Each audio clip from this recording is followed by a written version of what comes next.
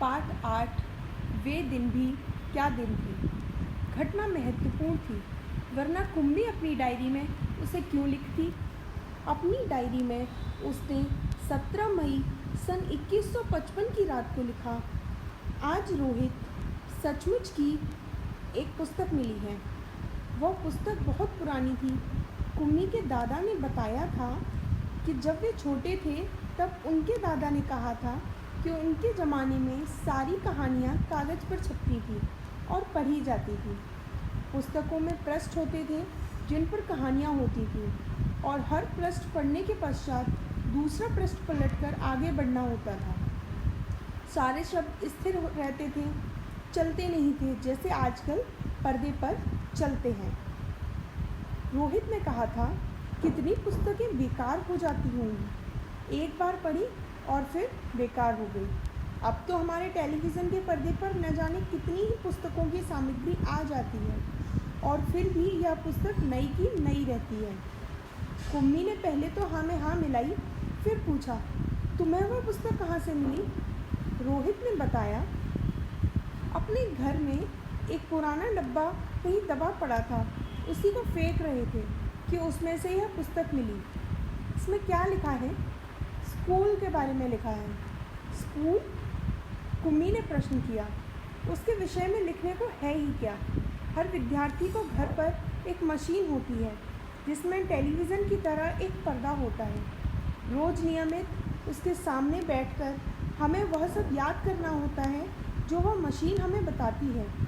सारा गृह कार्य करके दूसरे दिन उस मशीन में डाल देना होता है। हमारी गलतियां बताकर फिर वह हमें समझाती है।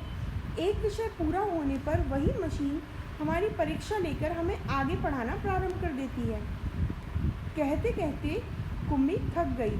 अंत में बोली, कितना उबाऊ होता है यह सारा स्कूल का काम। रोहित मुस्कुराते हुए उसकी बातें सुन रहा था। अरे बुद्धू,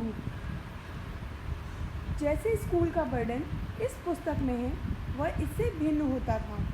इसमें तो उन स्कूलों के बारे में लिखा था जो सदियों पहले से होते थे। कुम्मी के मन में कुछ उत्सुकता जगी। बोली, फिर भी उनके यहाँ मशीन के बने अध्यापक तो होते ही होंगे। कुम्मी को याद आया, एक बार जब उससे भूगोल की रोज़ वही गलतियाँ होने लगी थी तो उसकी माँ ने मोहल्ले के अध्यक्ष को बताया था। तब एक आदमी आया था और उसने उस मशीन के पुर्जे अलग कर दिए थे। तब उसने मन ही मन यह मनाया था कि वह आदमी इस बोर करने वाले अध्यापक को पुनः जोड़ न पाए तो उसे हमेशा के लिए छुट्टी मिल जाए। लेकिन उस आदमी ने मशीन को फिर से जोड़कर उसकी माँ को बताया था, लगता है मशीन के भूगोल की चक्की कुछ तेज़ रफ्तार पर थी, सो आपकी लड़की को समझना कठिन हो गया था। मैंने अब सारी गति धीमी कर दी है, सो आशा है अब सब ठीक रहेगा। और कुम्मी को उसी समय भूगोल का सबक सीखने के लिए बैठ जाना पड़ा था। मन ही मन वह उस मशीनी अध्यापक को कोसती रही थी। तभी रोहित ने कुम्मी के सोचने का सिलसिला तोड़ा। बोला, हाँ, अध्यापक तो होते थे तब, परंतु मशीन नहीं, पुरुष और स्त्रियां होते थे। क्या कहा? कहीं कोई स्त्री या पुरुष इतने सारे विषय सिखा सकता है? क्यों नहीं? वह बच्चों को सारे विषय समझाते थे, गृह कार्य देते थे, प्रश्न पूछते थे। अध्यापक बच्चों के घर नहीं जाते थे, बल्कि बच्चे एक विशेष भवन में जाते थे जिसे स्कूल कहा जाता था। कुम्मी का अगला प्रश्न था, तो क्या सब बच्चे एक साथ एक समय पर एक जैसी चीज़ें सीखते थे? हाँ, एक आयु के बच्चे एक साथ बैठते थे, लेकिन माँ कहती है कि मशीनी अध्यापक हर बच्चे की समझ के अनुसार पढ़ाता है। फिर पुराने समय में यह कैसे संभव होता था? तब वे लोग इस प्रकार नहीं करते थे। तुम्हारी इच्छा नहीं है तो यह पुस्तक तुम्हें नहीं दूंगा। कुम्मी झट बोली, नहीं, मैं उसको पढ़ना चाहूँगी कि तब स्कूल कैसे होते थे, कितनी अजीब अजीब बातें जानने को मिलती थी। इतने में माँ ने अंदर से आवाज़ लगाई। कुम्मी बोली, लगता है सबक सीखने का समय हो गया। रोहित भी उठा और अपने घर की ओर चला गया।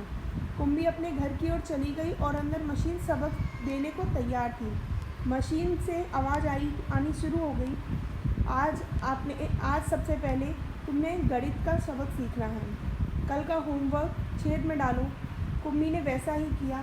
वह सोच रही थी कितने अच्छे होते होंगे वे पुराने स्कूल के दिन, जहाँ एक ही आयु के बच्चे एक साथ हंसते, खेलते, कूदते और पढ़ाने वाले पुरुष या स्त्रियाँ होते थे।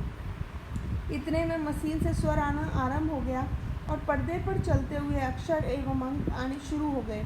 और कुम्मी सोच रही थी तब स्कूल जाने में कितना आनंद आता होगा, कितने खुश रहते होंगे सारे बच्चे। इस कहानी का संदेश है, स्कूल में एक साथ बैठकर पढ़ने में जो आनंद है वो किसी और में नहीं है। ये बच्चों आपको भी अच्छे से पता है कि आपको, हमको, सबको इकट्ठे पढ़ने में कितना मज़ा आता है।